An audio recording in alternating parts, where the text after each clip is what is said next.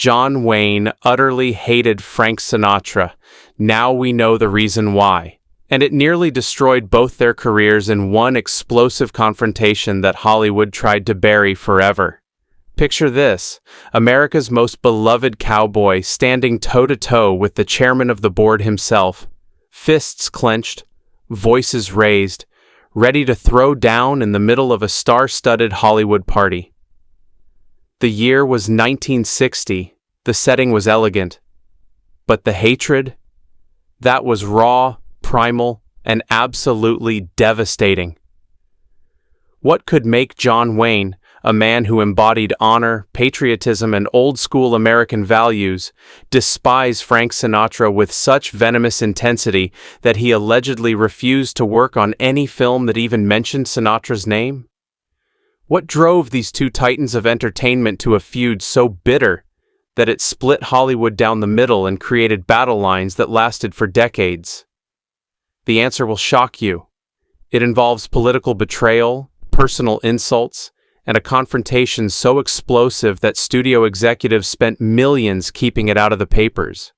But before we dive into that career-defining clash, you need to understand the man behind the hatred, because John Wayne's fury didn't come from nowhere. Hit that subscribe button because this story gets much darker than you think. Who was John Wayne? To understand why John Wayne's hatred for Frank Sinatra burned with the intensity of 1,000 desert suns, you have to understand the man himself, a walking contradiction wrapped in leather chaps and American mythology. Born Marion Robert Morrison in 1907 in small-town Iowa, the future Duke was anything but the rough-and-tumble cowboy he'd later portray on screen. His father, Clyde Morrison, was a pharmacist who dreamed of striking it rich, but could barely keep his family afloat. When young Marion was just 6 years old, the Morrisons packed up their meager belongings and headed west to California, chasing the same golden promises that lured thousands of desperate families during the early 1900s. But California wasn't kind to the Morrisons. Clyde's pharmacy failed, the family struggled financially, and Marion watched his father's dreams crumble like autumn leaves. This early experience with disappointment and financial insecurity would shape Wayne's worldview forever. He learned that success wasn't handed to you. It was earned through backbreaking work, unwavering determination, and absolute loyalty to your principles. Remember that phrase because it becomes crucial to understanding his later explosive hatred. The boy who would become John Wayne found solace in sports, particularly football. At Glendale High School, he was a star player with dreams of college glory. His athletic prowess earned him a scholarship to the University of Southern California, where he studied pre-law and played for the legendary coach Howard Jones. Picture this clean-cut All-American boy, 6 feet 4 inches of pure determination, working summers at local movie studios to pay for his education. But fate, as it often does in Hollywood stories, had other plans. A surfing accident during his sophomore year damaged Wayne's shoulder severely enough to end his football career. Without athletic scholarship money, he couldn't afford to continue his studies. The future seemed bleak for Marion Morrison, until a chance encounter changed everything. Tom Mix, the legendary cowboy star, spotted Wayne working as a prop man at Fox Film Corporation and was impressed by the young man's size, bearing, and natural charisma. Mix introduced Wayne to director John Ford, a meeting that would prove more significant than either man could have imagined. Ford, known for his explosive temper and keen eye for talent, saw something special in the stammering college dropout. Something special indeed. Ford became Wayne's mentor, tormentor, and surrogate father, all rolled into one volatile package. Their relationship was built on mutual respect and brutal honesty. Ford would humiliate Wayne in front of entire film crews, then privately praise his potential. This tough love dynamic taught Wayne that respect was earned through resilience, not given through privilege. The transformation from Marion Morrison to John Wayne wasn't just a name change, it was a complete reinvention of identity. Studio executives felt Marion sounded too feminine for a leading man, so they rechristened him after Revolutionary War hero Mad Anthony Wayne. The irony wasn't lost on Wayne himself. He was taking the name of a military hero while having never served in combat himself, a fact that would haunt him throughout his career. Wayne's breakthrough came in 1939 with John Ford's Stagecoach, a film that single-handedly elevated both the Western genre and Wayne's career to legendary status. But success didn't soften him. If anything, it hardened his resolve and strengthened his political convictions. He became increasingly conservative, viewing Hollywood's liberal elite with growing suspicion and disdain. World War II presented Wayne with his greatest personal challenge and deepest regret. While other leading men like Clark Gable, Jimmy Stewart, and Henry Fonda enlisted and served with distinction, Wayne remained in Hollywood, making propaganda films instead of fighting fascists. The deferment was partly due to his age, his family obligations — he had 4 children by then — and his studio's financial interests in keeping their biggest star safe and profitable. But Wayne's decision haunted him forever. He compensated by becoming Hollywood's most vocal patriot, more American than apple pie, more patriotic than the flag itself. Every role became a crusade for American values, every interview a platform for conservative ideology. He wasn't just playing patriots on screen, he was desperately trying to prove his own patriotism to a world that might question his wartime choices. This overwhelming need to prove his American credentials made Wayne hypersensitive to any perceived threat to his image or his country's values. He became a founding member of the Motion Picture Alliance for the Preservation of American Ideals, an organization dedicated to rooting out communist influence in Hollywood. Wayne didn't just hunt communists, he devoured them with the same intensity he brought to gunfights in his westerns. His personal life was equally dramatic and turbulent. Wayne married 3 times, each relationship ending in spectacular fashion. His first wife, Josephine Alicia Sayence, was a beautiful socialite from a prominent Mexican family. Their marriage produced 4 children, but crumbled under the pressure of Wayne's career ambitions and his numerous affairs with leading ladies. The affairs weren't just casual flings, they were passionate, destructive relationships that consumed Wayne entirely. His romance with Marlene Dietrich during the filming of 7 Sinners was so intense that crew members reported Wayne would forget his lines just staring at her. His relationship with actress Gail Russell was so tormented and tragic that colleagues worried about both their mental health. Wayne's drinking became legendary. Not the charming social drinking of Hollywood parties, but the hard, serious drinking of a man trying to drown his demons. He could consume shocking amounts of alcohol without showing obvious effects, but those close to him knew the booze was slowly eating away at his soul. Co-stars reported that Wayne would arrive on set at dawn already smelling of whiskey, yet somehow deliver flawless performances that captured the essence of American heroism. But it was Wayne's politics that truly defined him and set the stage for his legendary feuds. He wasn't just conservative, he was aggressively conservative, viewing liberal Hollywood with the same suspicion he'd show a nest of rattlesnakes. Wayne believed that America was under attack from within, that communist sympathizers and liberal intellectuals were systematically destroying the values that made the country great. This paranoia wasn't entirely unfounded. The House Un-American Activities Committee had indeed uncovered communist influence in Hollywood, and several prominent figures had been blacklisted. But Wayne took the threat personally, seeing himself as America's last line of defense against creeping socialism. Last line of defense. His political activism intensified during the 1950s. Wayne actively supported the blacklisting of suspected communists, even if it meant destroying the careers of former friends and colleagues.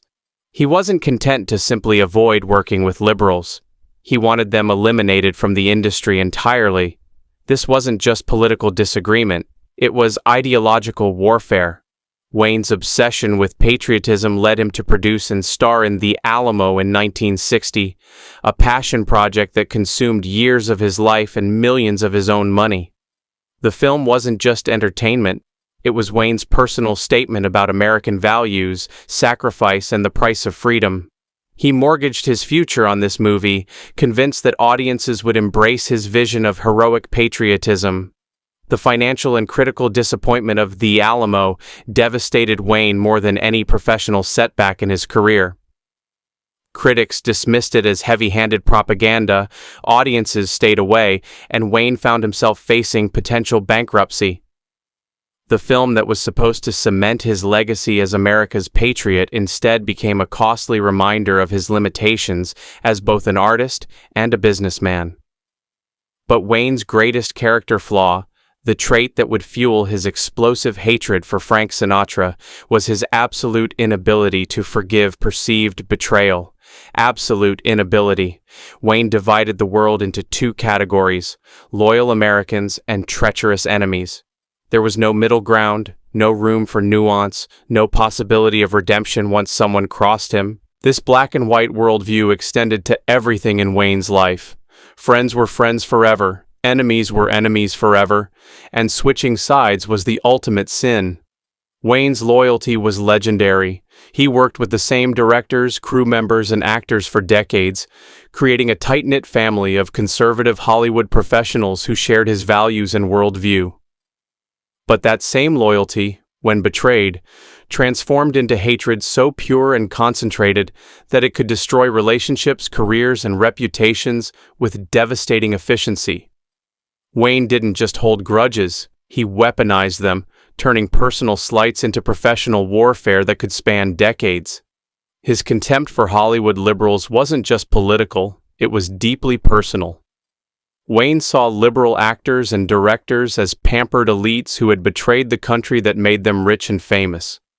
They lived in luxury while criticizing American foreign policy. They enjoyed freedom while supporting authoritarian regimes. They profited from capitalism while preaching socialism. This simmering resentment was about to explode when Wayne encountered a man who represented everything he despised about liberal Hollywood. A man whose politics, lifestyle, and attitude toward America would trigger Wayne's fury like a match thrown into gasoline. That man was Frank Sinatra, and their collision would create one of Hollywood's most legendary and destructive feuds. But beneath that steely cowboy exterior, one name was carved in poison ink: Frank Sinatra, and the hatred that followed would split Hollywood down the middle.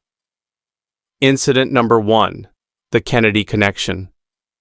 The year was 1960, and Hollywood was buzzing with political electricity as John F. Kennedy mounted his presidential campaign. Frank Sinatra, ever the kingmaker, had thrown his considerable influence behind the charismatic young senator, hosting fundraisers, organizing celebrity endorsements, and using his legendary Rat Pack connections to boost Kennedy's profile among entertainment industry power brokers.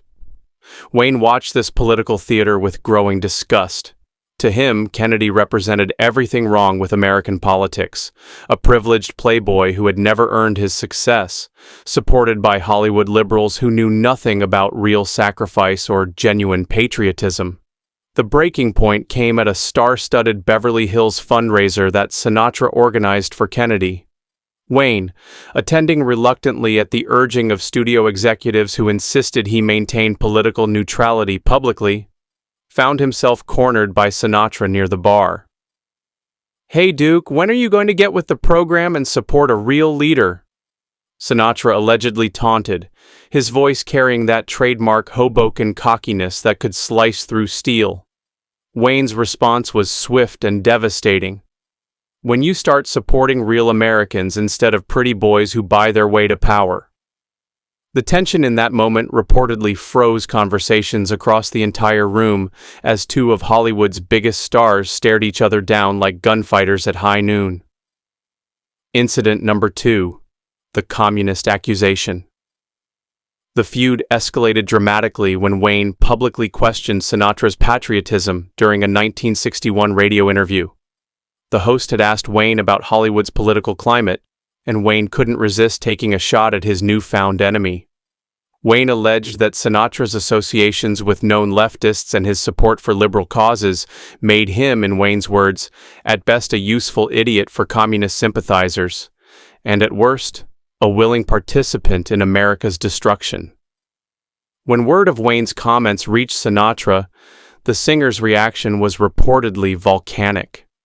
According to witnesses at a Las Vegas recording session, Sinatra threw a chair across the studio and screamed that Wayne was a washed-up cowboy who never fought a real battle in his life. The personal attack on Wayne's military service hit the deepest possible nerve, because Sinatra had identified Wayne's greatest insecurity and twisted the knife with surgical precision.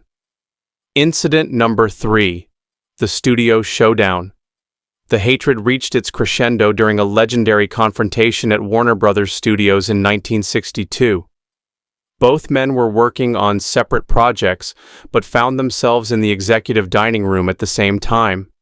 A setup that some witnesses later claimed was deliberately orchestrated by studio heads who wanted to force a resolution to the feud that was creating complications across multiple productions.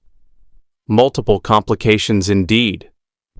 Directors were struggling to cast films because Wayne and Sinatra had each declared certain actors and crew members off-limits based on their association with the other star. The argument started over something trivial, a disputed table reservation, but quickly escalated into a full-scale character assassination battle. Wayne allegedly called Sinatra a mob-connected traitor who sold his soul to the highest bidder, while Sinatra reportedly fired back that Wayne was a draft-dodging hypocrite who hides behind a flag he never fought to defend. Security guards had to physically separate the two men as their shouting match attracted crowds of stunned employees and curious stars. The incident was so explosive that studio executives immediately implemented a policy requiring advance notification whenever both men would be on the lot simultaneously. Incident number 4. The Blacklist Betrayal. Perhaps the most damaging incident occurred when Wayne discovered that Sinatra had quietly helped several blacklisted writers and actors find work under assumed names. To Wayne, this wasn't just political disagreement. It was outright treason against the anti-communist efforts he had spent years supporting. Wayne had worked tirelessly with the House Un-American Activities Committee to identify and eliminate communist influence in Hollywood. He genuinely believed that rooting out subversives was a patriotic duty, equivalent to military service in defending American values. When Wayne learned that Sinatra was actively undermining the blacklist by hiring banned writers and using his influence to get blacklisted actors cast in small roles, his fury reached nuclear levels. Wayne allegedly confronted Sinatra at a 1963 industry event, accusing him of stabbing America in the back while pretending to be a patriot. Sinatra's response was typically defiant. "I hire the best talent available, not the most politically correct. Maybe you should try it sometime." That exchange marked the point of no return in their relationship. Wayne would never forgive what he saw as Sinatra's fundamental betrayal of American principles. Incident number 5. The Final Insult. The last major confrontation between Wayne and Sinatra occurred at the 1965 Academy Awards ceremony. Both men were presenting awards, and backstage protocol required them to share the same green room area before their respective appearances. The atmosphere was reportedly so tense that other presenters and crew members found excuses to leave the room. Wayne and Sinatra sat in opposite corners, pointedly ignoring each other until Sinatra allegedly made a comment about Wayne's recent film, The Sons of Katie Elder, being another mindless shoot-'em-up for people who can't handle complicated stories. Wayne's response was swift and personal. "At least my audiences don't need to be drunk to enjoy the show." The reference to Sinatra's notorious drinking and his audience's party atmosphere was designed to wound, and it succeeded. Sinatra reportedly stood up, pointed at Wayne, and delivered what witnesses described as a 5-minute verbal assault questioning Wayne's acting ability, his intelligence, and his right to speak for American values. Wayne's final words to Sinatra, delivered in a voice that carried across the entire backstage area, were reportedly, "You're everything that's wrong with this town, Frank, and everyone knows it." Those words would echo through Hollywood for decades, representing not just personal animosity, but the fundamental ideological divide that was tearing the entertainment industry apart. Who was Frank Sinatra? To understand why John Wayne's hatred burned so intensely, you need to understand his target. Frank Sinatra wasn't just a singer who happened to act. He was a cultural force who redefined American entertainment and challenged every convention that Wayne held sacred. Born in Hoboken, New Jersey in 1915, Francis Albert Sinatra grew up in a working-class Italian-American family that valued loyalty, respect, and the kind of street-smart toughness that Wayne's small-town Iowa upbringing never provided. Where Wayne learned about America from textbooks and movie screens, Sinatra learned about it from the streets, speakeasies, and smoke-filled nightclubs of Depression-era New Jersey. Sinatra's rise to fame was meteoric and unprecedented.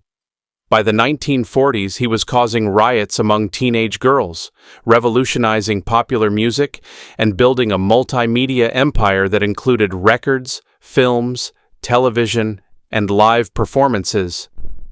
His success was built on talent, charisma, and a sophisticated understanding of media and publicity that made Wayne's straightforward approach seem almost quaint. But it was Sinatra's politics that truly triggered Wayne's fury. Sinatra was a passionate liberal who supported civil rights, workers' unions, and progressive causes at a time when such positions were considered radical in Hollywood.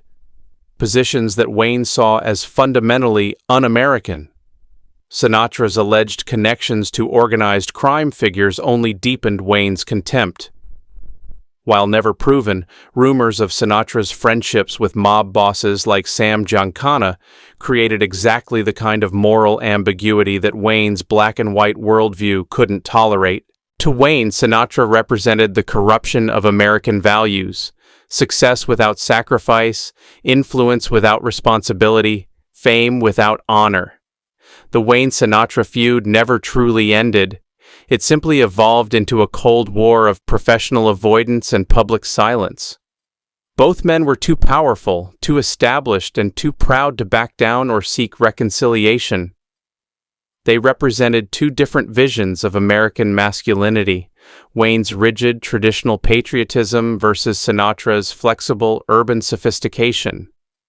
Their hatred reflected the broader cultural tensions of the 1960s, as America struggled with civil rights, Vietnam, and changing social values. Wayne and Sinatra became symbols of these competing worldviews: the conservative traditionalist versus the liberal modernist, each convinced that the other represented an existential threat to everything they held dear. The tragedy is that both men were, in their own ways, genuine patriots who loved America deeply. Wayne's patriotism was performative and public, wrapped in flag-waving ceremonies and military tributes. Sinatra's patriotism was personal and private, expressed through support for civil rights and social justice causes that he believed would make America live up to its founding principles. Neither man lived to see their feud resolved. Wayne died in 1979, still carrying his grudges like old wounds that never healed.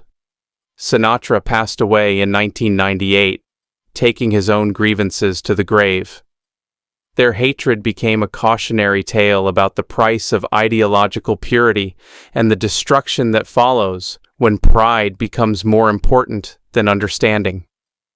The echo of their feud still reverberates through Hollywood today, reminding us that even legends can be diminished by the petty hatreds they refuse to abandon. In the end, both men were giants who made themselves smaller through the intensity of their mutual contempt. So what do you think? Was John Wayne right to see Frank Sinatra as a threat to American values? Or was Wayne's hatred just the product of jealousy and political paranoia?